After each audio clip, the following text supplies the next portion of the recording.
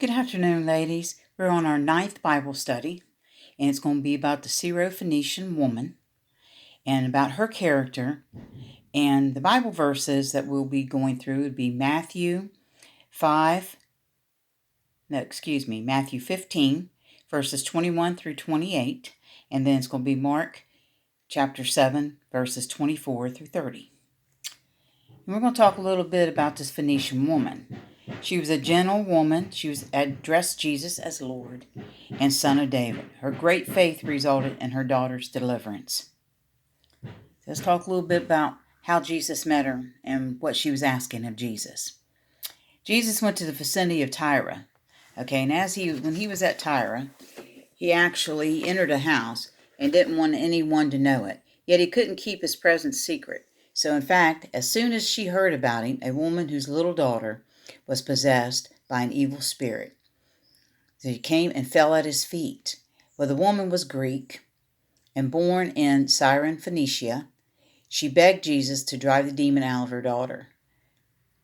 But Jesus said, "First, let the children eat all they want," he told her, "for it is not right to take the children's bread and toss it to their dogs."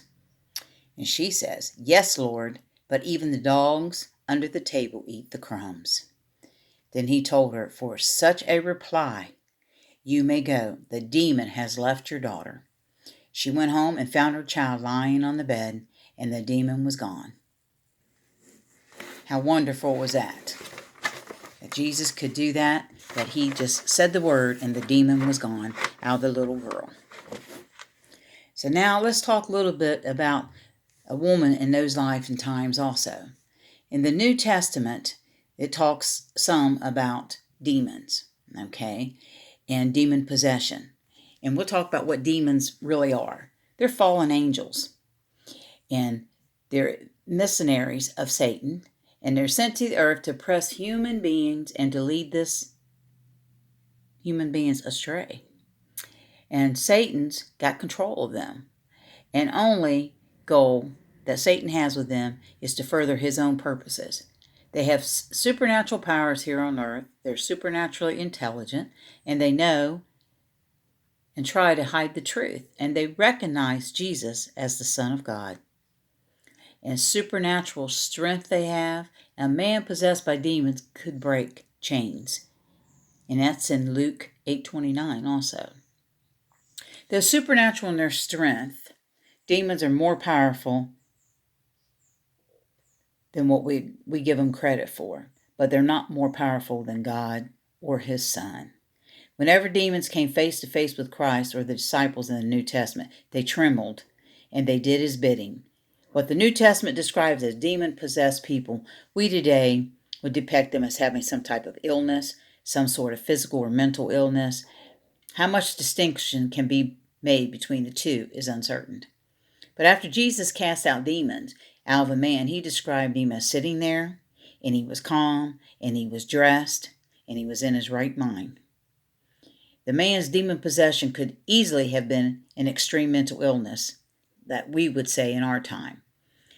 Demon's possession causes muteness, blindness, or convulsions.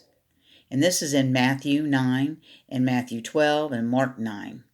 We can only speculate whether today we would view these illnesses as just something purely physical or something mental.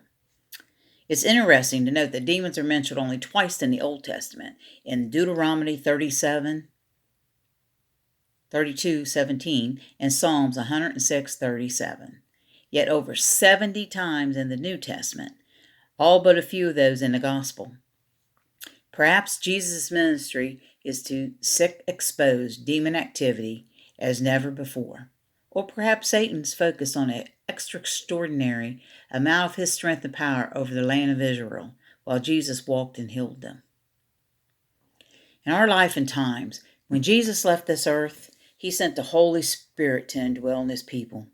So the life of Christ within us as believers is our defense against the forces of evil. We may suffer from a physical or emotional or mental illness that seems like demons within us, and God often uses the power of medical treatment to heal those illnesses. But let's not discount the power we also possess as being children of God. That power forms a hedge of protection around us and within us, and we maintain a close relationship with God the Father, Christ his Son, and with the Holy Spirit. That's our strength and our comfort. As children of God, Satan cannot enter us. He can oppress us. He can aggravate us. He can do all kinds of things around us to make us miserable because he knows that our soul belongs to God. And he's mad about that. So he tries to do everything he can to keep us away from God. He tries to make our life miserable, so we'll say, well, why God allowing this to happen? But we know why God allows things to happen. He has a plan for each one of us. And Satan doesn't like his plan.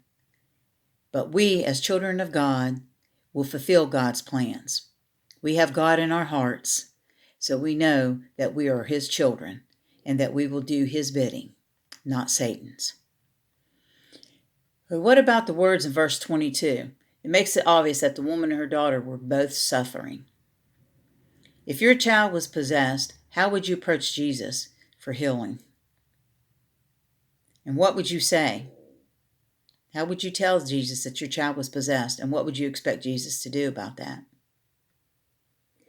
Why do you suppose Jesus at first ignored the woman?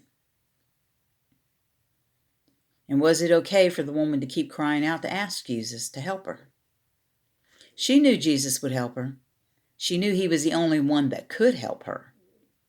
So that's why she kept crying out to him. But we as Christians, do we keep crying out or do we give up? When we know we can't do it on our own, is that when we cry out? Or should we be crying out from the very beginning, knowing that he's there to help us? This woman was not an Israelite. What might have been her response to Jesus' statement that had come only to the lost sheep of Israel? Why do you think she didn't give up?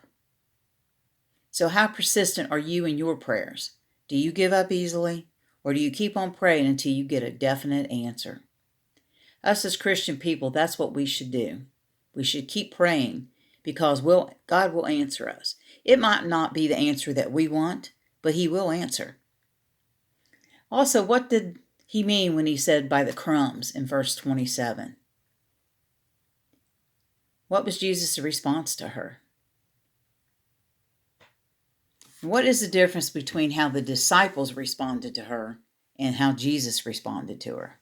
Would we respond like the disciples did, or would we respond like Jesus did?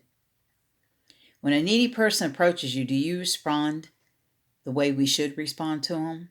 Or how do you respond if a person is emotionally needed, continually sticking close to you, interrupting your conversations with others, asking you questions you can't answer, or generally wanting more than what you're willing to give? How do we deal with a person like that?